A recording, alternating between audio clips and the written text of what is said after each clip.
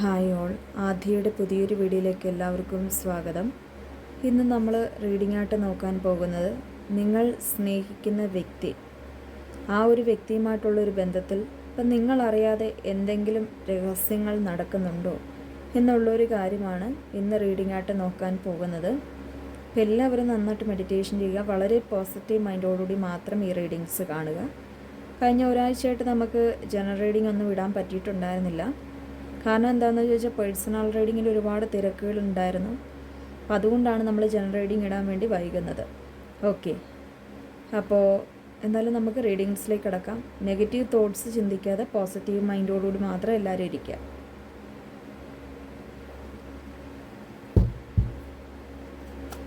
Universe please pray us. Universe please pray us. Universe, please pray us.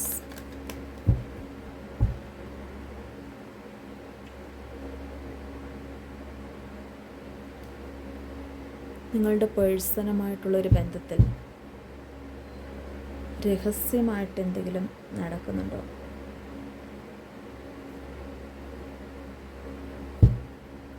Universe, please pray us. Universe, please pray us.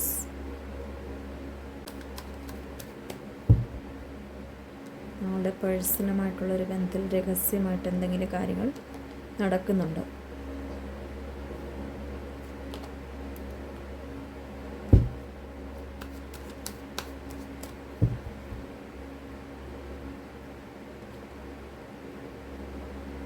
Universe, please pray us.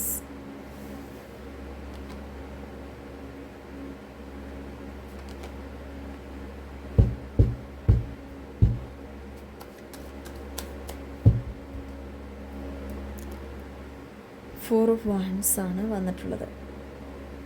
Okay, അപ്പം നമുക്ക് ഈ ഒരു റീഡിങ്ങിൻ്റെ അകത്ത് കാണാൻ കഴിയുന്ന ഒരു കാര്യം, നിങ്ങളുടെ പേഴ്സണ് ഒരുപാട് ഫ്രണ്ട്സ് ഉള്ള ഒരു വ്യക്തിയാണെന്നാണ് കാണിക്കുന്നത്. അപ്പം നിങ്ങളുടെ പേഴ്സൺ കൂടുതലായിട്ടും ഇപ്പം നിങ്ങളുടെ പേഴ്സൺ ഇപ്പോൾ ഒരു പുരുഷനോ അല്ലെങ്കിൽ ആ ഒരു ആൺകുട്ടിയോ ആണെങ്കിൽ അവർക്ക് ഒരുപാട് സ്ത്രീകൾ അല്ലെങ്കിൽ പെൺകുട്ടികളുമായിട്ട് ഒരു ഫ്രണ്ട്ഷിപ്പ് ഉള്ള ഒരു വ്യക്തിയാണ്, സൗഹൃദങ്ങളുള്ള ഒരു വ്യക്തിയാണ്. അതുപോലെ നിങ്ങളുടെ പേഴ്സൺ ഇപ്പോൾ ഒരു സ്ത്രീ അല്ലെങ്കിൽ ഒരു പെൺകുട്ടിയാണെങ്കിൽ അവർക്ക് ഒന്നിൽ കൂടുതലോ ആൺകുട്ടികളുമായിട്ടൊക്കെ സൗഹൃദമുള്ള ഒരു വ്യക്തിയായിട്ടാണ് കാണിക്കുന്നത്. അതായത് ഇവരെ സംബന്ധിച്ച് ഭയങ്കരമായിട്ട് എല്ലാവരും കൂടെ നിൽക്കണമെന്ന് ആഗ്രഹിക്കുന്ന ഒരു പേഴ്സണാണ്. അതായത് ആരെയും തള്ളിപ്പറയാതെ ഇവർക്ക് ഇവരുടെ ലൈഫിൽ എല്ലാവരും കൂടെ വേണം. അത് സുഹൃത്തുക്കളാണെങ്കിലും പ്രണയബന്ധമായിട്ടാണെങ്കിലും ഒക്കെ എല്ലാവരും കൂടെ ഉണ്ടായിരിക്കണമെന്ന് ഭയങ്കര ആഗ്രഹമുള്ളൊരു പേഴ്സണാണ്. അപ്പോൾ ഇവിടെ നമുക്ക് സുഹൃത്ത് ബന്ധത്തിൽ തന്നെ ഒരു പേഴ്സൻ്റെ കാര്യം കാണിക്കുന്നുണ്ട്. അതായത് കുറച്ച് നാളായിട്ട് ഈ ഒരു പേഴ്സൻ്റെ പിന്നാലെ നടന്ന ഒരു വ്യക്തി, അല്ലെങ്കിൽ കുറച്ച് നാൾ മുൻപ് വരെ ആ ഒരു തേർഡ് പാർട്ടിക്ക് നിങ്ങളുടെ പേഴ്സണെ വളരെയധികം ഇഷ്ടമായിരുന്നു എന്നും, എന്നാൽ ഇപ്പം ആ ഒരു തേർഡ് പാർട്ടി എന്ന് പറയുമ്പോൾ ഇവരോട് ആ ഒരു ഇഷ്ടം തുറന്ന് ഓപ്പണായിട്ട് പറഞ്ഞിട്ട് ഇരിക്കുന്ന ഒരു വ്യക്തിയായിട്ടാണ് കാണാൻ കഴിയുന്നത്. ഇപ്പം നിങ്ങളോട് ഈ ഒരു പേഴ്സൺ, നിങ്ങളുടെ വ്യക്തി ഈ ഒരു കാര്യം ഇപ്പോൾ സൂചിപ്പിച്ചിട്ടില്ല, പക്ഷേ ഇതിന് മുൻപ് സൂചിപ്പിച്ചിട്ടുണ്ട്.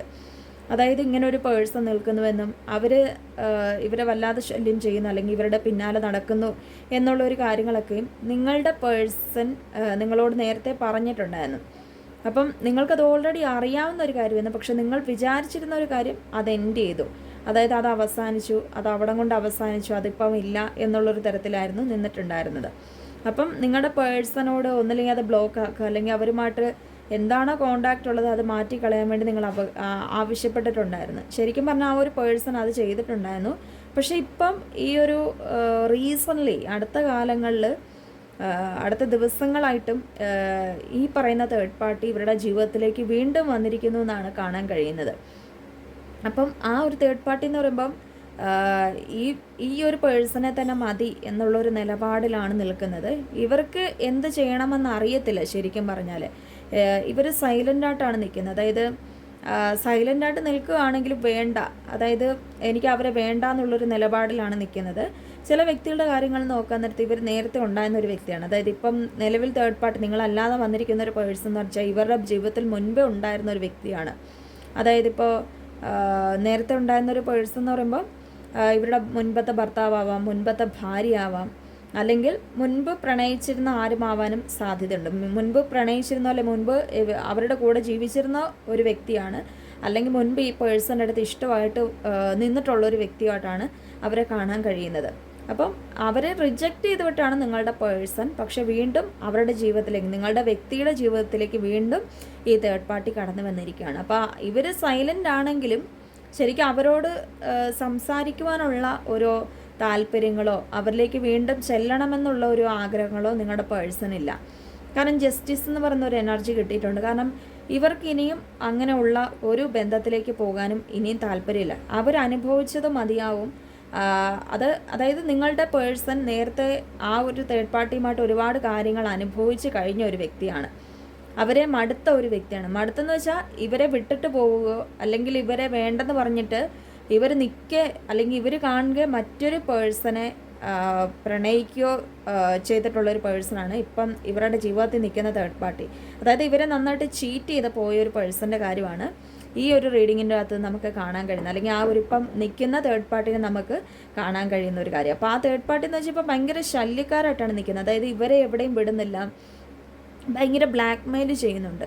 അതായത് ഇപ്പം പണപരമായിട്ടോ സാമ്പത്തികപരമായിട്ടോ ഫിസിക്കലായിട്ടുള്ള ഒരു കാര്യത്തിന് ശാരീരികപരമായിട്ടൊക്കെ നിങ്ങളുടെ പേഴ്സണെ ഭയങ്കര വളരെയധികം ചൂഷണം ചെയ്യുന്നുണ്ടെങ്കിലും നിങ്ങളുടെ പാർട്ട്ണർ ഒരു ഭയങ്കര ബോൾഡായിട്ടുള്ളൊരു വ്യക്തിയാണ്. അതായത് സംസാരിക്കേണ്ടത് സംസാരിക്കേണ്ട ഇല്ലാത്ത സ്ഥലങ്ങളിൽ സംസാരിക്കത്തുമില്ല, അങ്ങനെയുള്ള ഒരു പേഴ്സണാണ്. അപ്പോൾ ഇപ്പം സൈലൻ്റായിട്ട് എന്തുകൊണ്ടാണ് ഇവിടെ നിൽക്കുന്നതെന്ന് ചോദിച്ചാൽ ആ തേർഡ് പാർട്ടി കുറേ നാൾ കഴിയുമ്പോൾ അവർ അവരുടെ ജീവിതത്തിൽ നിന്ന് പോകും എന്നുള്ളൊരു നല്ല ഉറപ്പ് നിങ്ങളുടെ പേഴ്സണുണ്ട്. അപ്പോൾ അതുകൊണ്ടാണ് ഇവിടെ സൈലൻ്റായിട്ട് നിൽക്കുന്നത്. കാരണം ഇപ്പം ഇവർ എന്തെങ്കിലും പറഞ്ഞു കഴിഞ്ഞാൽ പിന്നെ ഈ ബ്ലാക്ക് മെയിലിങ്ങും അല്ലെങ്കിൽ നിങ്ങളുടെ പേഴ്സൺ ഉണ്ടാകുന്ന മാനസിക ഫ്രസ്ട്രേഷൻസ് കൂടാനുള്ള ഒരു സാധ്യതകളിലേക്കാണ് ആ ഒരു തേർഡ് പാർട്ടി കൊണ്ടുപോകുക. അപ്പം നിങ്ങൾ ഓൾറെഡി സ്നേഹിക്കുന്നുണ്ട്, നിങ്ങളുടെ സ്നേഹം ഒരു വാല്യുബിൾ ആയിട്ടുള്ളതാണ്, നല്ല നിലനിൽക്കുന്നതും നിങ്ങളുടെ സ്നേഹം സത്യസന്ധമാണെന്നൊക്കെ ഈ വ്യക്തിക്ക് നന്നായിട്ട് അറിയാം, നിങ്ങളുടെ പേഴ്സണ്. അപ്പം എന്ത് പ്രശ്നം ഉണ്ടെങ്കിലും നിങ്ങളുടെ അടുത്ത് പറയുന്ന ഒരു വ്യക്തിയാണ്. പക്ഷേ ഈ കാര്യം പറയാത്തത് നിങ്ങളിനിയിപ്പം അവരെ മോശമായിട്ട് സംസാരിക്കുകയോ അല്ലെങ്കിൽ നിങ്ങളിനിയിപ്പം ആ തേർഡ് പാർട്ടിയുടെ അടുത്ത് ഡയറക്റ്റായിട്ട് എന്തെങ്കിലും ചെന്ന് വിഷയങ്ങൾ ഉണ്ടാക്കുമോ എന്നുള്ളൊരു പേടി അവർക്ക് നന്നായിട്ടുണ്ട്. അതുകൊണ്ടാണ് ഇപ്പം നിങ്ങളോട് ഈ കാര്യം പങ്കുവയ്ക്കാത്തത്. അല്ലെങ്കിൽ നിങ്ങൾ അറിഞ്ഞു കഴിഞ്ഞാൽ പിന്നെ നിങ്ങൾ ആ ഒരു പേഴ്സണെ വിട്ടിട്ട് പോകും, നിങ്ങളുടെ പാർട്ട്ണറിനെ വിട്ടിട്ട് പോകും എന്നുള്ളൊരു ഭയം.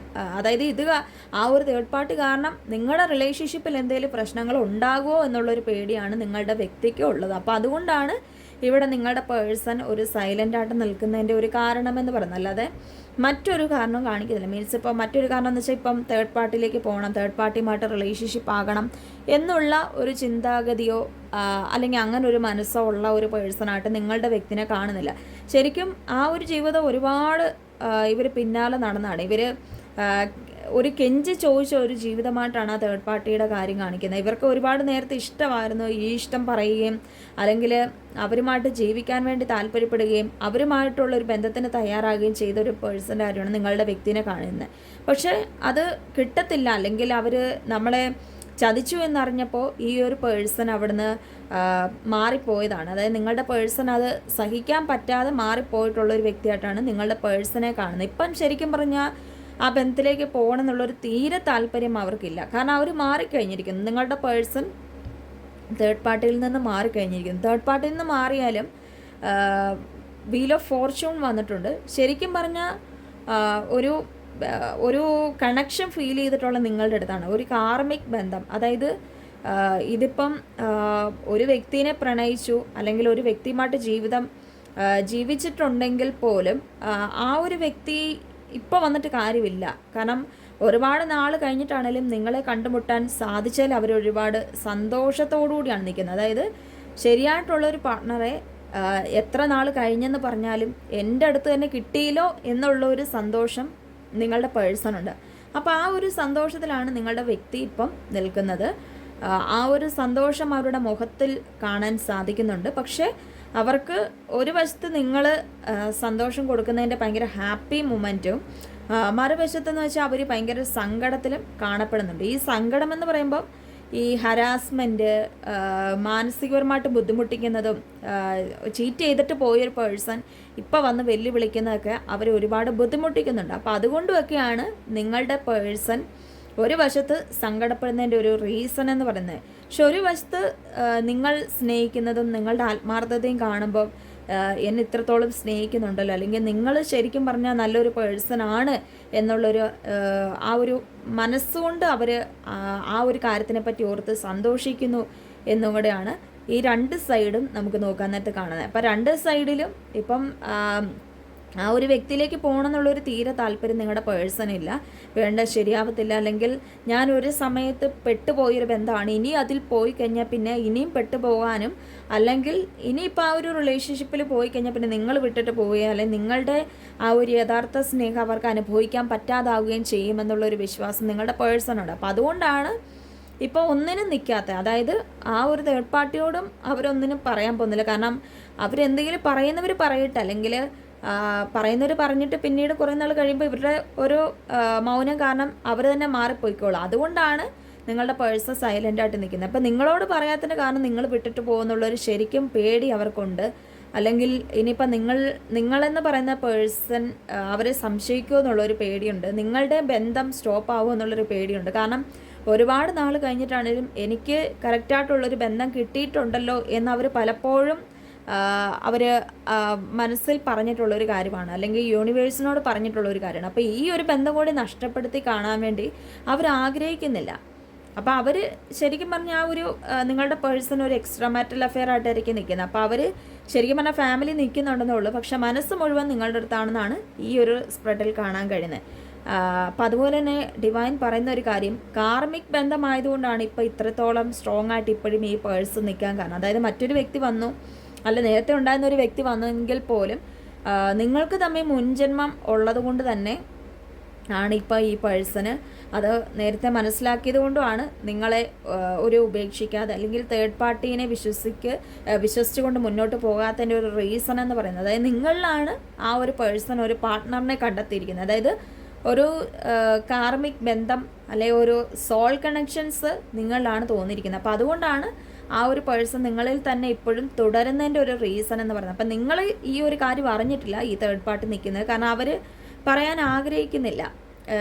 അതിൻ്റെ റീസൺ നമ്മൾ നേരത്തെ കണ്ടിട്ടുണ്ടായിരുന്നു, അത് തന്നെയാണ് ആ ഒരു കാരണം എന്ന് പറയുന്നത്. അതുകൊണ്ട് നിങ്ങളുടെ പേഴ്സൺ ഇത് അവർ തന്നെ ഡീൽ ചെയ്ത് വിട്ടോളും. നിങ്ങളുടെ അടുത്ത് ചെറുതായിട്ട് ഈ കാര്യങ്ങൾ അവതരിപ്പിക്കാൻ സാധ്യതയുണ്ട്.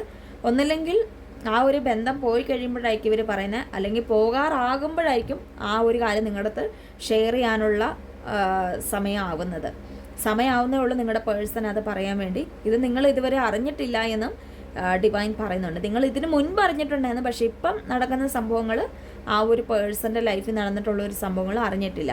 അപ്പോൾ അതാണ് ഇവർ ഹിഡനായിട്ട് കൊണ്ടുവെക്കുന്നത്. ഓക്കെ, അപ്പോൾ ഇന്നത്തെ റീഡിങ് എല്ലാവർക്കും ഇഷ്ടപ്പെട്ടെന്ന് കരുതുന്നു. എല്ലാവരും ഇഷ്ടപ്പെട്ടാൽ ലൈക്ക് ചെയ്യുക, ഷെയർ ചെയ്യുക, കമൻറ്റ് ചെയ്യുക. ഒരുപാട് ദിവസം റീഡിങ് ഇടാതിരുന്നിട്ടുണ്ടായിരുന്നു ജനറൽ റീഡിങ്. അതിൽ ഒരുപാട് ക്ഷമ ചോദിക്കുന്ന ഒരുപാട് ആൾക്കാർ വന്ന് എൻ്റെ അടുത്ത് ചോദിച്ചിട്ടുണ്ടായിരുന്നു റീഡിങ് എന്താണ് ഇടാത്തതെന്ന്. അപ്പോൾ അതിൻ്റെ ഒരു റീസൺ ജനറൽ റീഡിങ്ങിലൂടെ തന്നെ പറയാമെന്ന് ഓർത്തു. അപ്പോൾ അതുകൊണ്ടാണ് ഇപ്പോൾ പറഞ്ഞത്. ഓക്കെ, അപ്പോൾ ആർക്കെങ്കിലും പേഴ്സണൽ റീഡിങ്സ് ഒക്കെ എടുക്കാൻ താല്പര്യമുള്ളവർക്ക് മുകളിൽ കാണുന്ന നമ്പറിൽ എന്നെ കോൺടാക്റ്റ് ചെയ്യാവുന്നതാണ്. എന്തായാലും നമുക്ക് അടുത്തൊരു വീഡിയോ കാണാം. എല്ലാവർക്കും ബൈ ബൈ.